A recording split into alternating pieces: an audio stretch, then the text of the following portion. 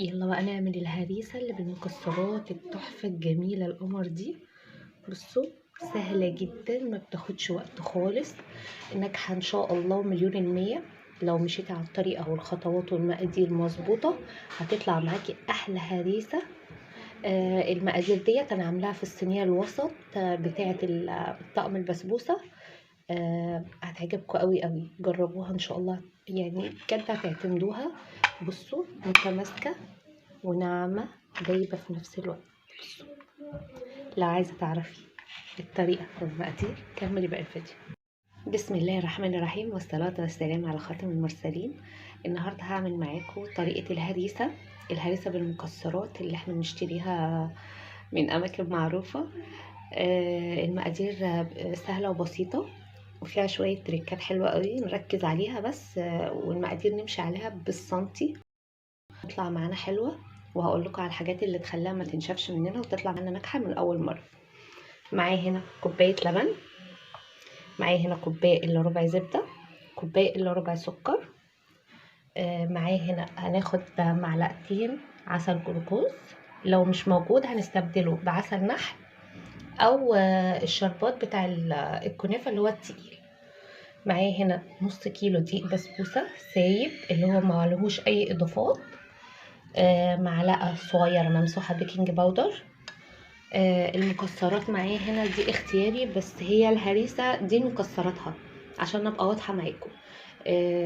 لوز، بندق، زبيب، جوز هند، جوز هند سوداني.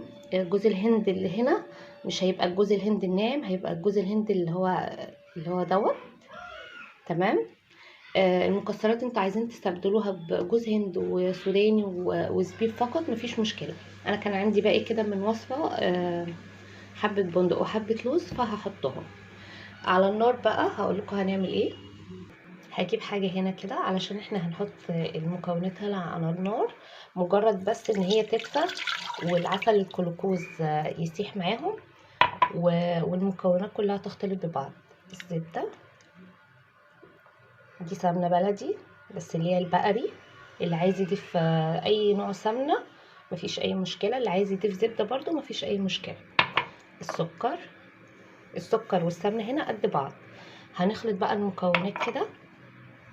هحط بقى المكونات على النار وهنزل بعسل الجلوكوز واقلب. قلنا لو ما عندناش عسل جلوكوز مفيش اي مشكلة، هنضيف مكان عسل نحل او اللي هو الشربات التقيل بتاع البسبوسة. هفضل اقلب كده لحد ما المكونات كلها تختلط والسكر يدوب وتبقى دافيه معانا، ما تبقاش سخنه علشان ما تفشلش مننا، لاننا هننزل على بيكنج باودر مش هينفع ان احنا ننزل بيها سخنه، وده سبب من اسباب ان ممكن البسبوسه تفور منك في الفرن. تمام. هنبدا نقلب كده لحد ما كل المكونات تدوب وتبقى دافيه بس معانا، دافيه مش سخنه. خلاص كل المكونات اهي انتزجت والعسل الجلوكوز داب والسكر كمان داب. تمام كده. هنزل عليهم بكيس فانيليا وهقلب واسيبها كده بقى لحد ما نعمل بقى ايه الخطوات التانية. معايا هنا قلنا نص كيلو دقيق، اللي هو دقيق البسبوسه بيعادل 3 كوبايات. تمام، عشان لو انتوا جايبين كيلو وعايزين تاخدوا للوصفه هتاخدوا 3 كوبايات بالظبط. معايا هنا المعلقه الصغيره الممسوحه بيكنج باودر، هضيفها واخلط كده، نقلبها كويس جدا عشان خاطر البيكنج باودر يبقى متغلغل كده جوه كل حبايه الدقيق، عشان ما يطلعش معانا ناحيه عاليه وناحيه مش عاليه. تمام كده كده زي الفل. هنزل بقى بالمكونات التانية اللي هي السايله اهي. بسم الله. الخطوه دي مهمه جدا، ان احنا ما بنعجنش البسبوسه يا جماعه، والبسكوتات ما بتتعجنش، يا دوبك بنلم، ما بنعجنش بطرف الصوابع كده وهنلم. نخلط بس المكونات كلها كده مع بعض. تمام كده. بصوا مجرد ما بتتلم ما بنعملش اكتر من كده. هنيجي بقى عند الصينيه مدهونه سمنه او طحينه، اللي عندكم مفيش اي مشكله. هننزل بنص الكميه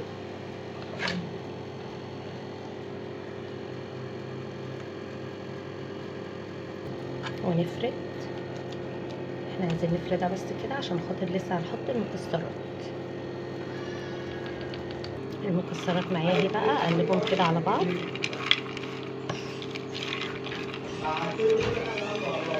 وهنزل بيها على البسبوسه كده،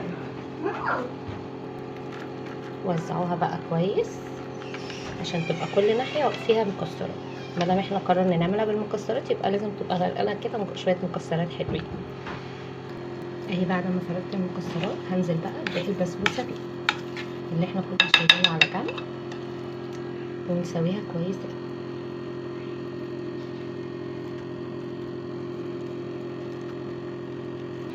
اهي بعد ما حطينا الجزء التاني، لو عايزه تسوي وشها حلو ممكن تبلي ايديكي ميه كده وتمشي عليها كده كده كده كده. هنعمل كده كده، نظبطها كده. بصوا اهي زي الفل. انا هزينها بس بوحدتين لوز من على الوش كده.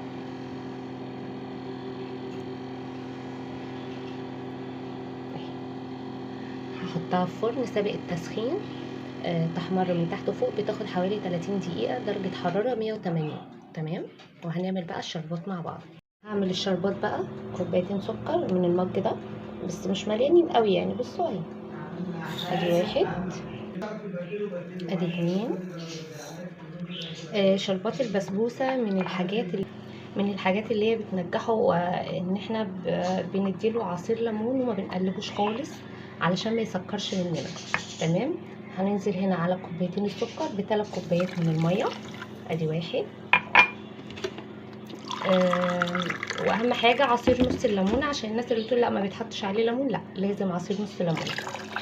والبديل بتاعها ذره كده من ملح الليمون، بس الليمون متوفر يعني مفيش اي مشكله فيه. حطينا 2، وادي تالت كوبايه.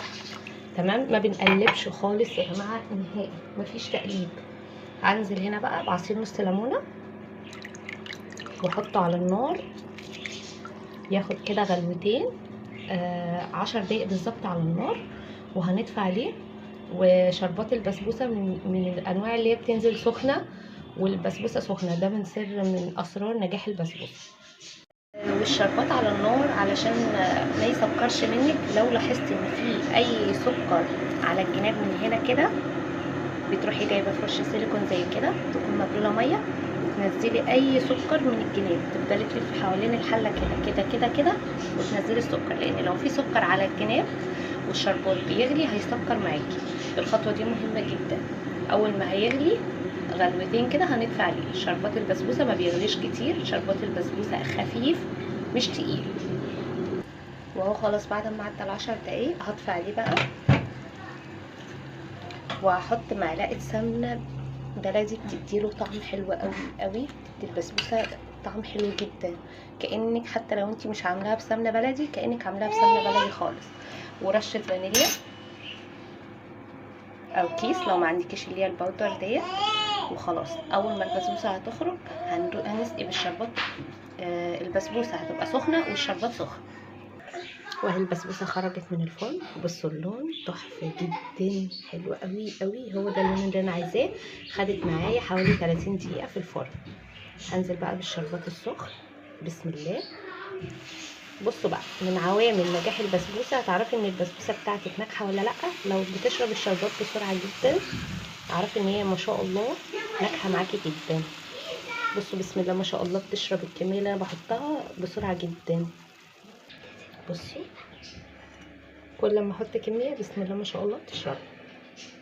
هفضل اسقيها اديها حبه حبه كده، كل ما تشرب انزل الباقي. اهي ريحتها خطيره خطيره خطيره. جربوا الطريقه دي ان شاء الله هتعجبكم جدا جدا جدا. بصوا بتشرب بسرعه جدا اهي، حلوه قوي. نكمل بقى وبعدين هغطي عليها عشان تفضل معايا طريه. دي برضو حاجه مهمه جدا. غطي عليها، لو مش عايزه تغطي عليها حطيها رجعيها الفرن وهو مطفي عليه تاني عشان تفضل معاكي طريه. ما شاء الله شربت الشربات كله. هغطي عليها واسيبها تبرد واقطعها واوريها لكم. وخلاص خلصت الهريسه الجميله القمر دي. بصوا عامله ازاي، حلوة قوي قوي قوي، مظبوطة على الشعر زي ما بيقولوا. بصوا متماسكة اهي وطرية في نفس الوقت. بصوا حلوة قوي، جربوها ان شاء الله هتعجبكم جدا. بصوا اهي، بصوا نعوميتها دايبة ومتماسكة، والمكسرات مديها طعم حلو قوي قوي. جربوا ان شاء الله الطريقة دي هتعجبكم جدا جدا. لو عجبتكم طريقتي في الهريسة اللي بالمكسرات، احلى لايك وشير، والسلام عليكم ورحمة الله وبركاته.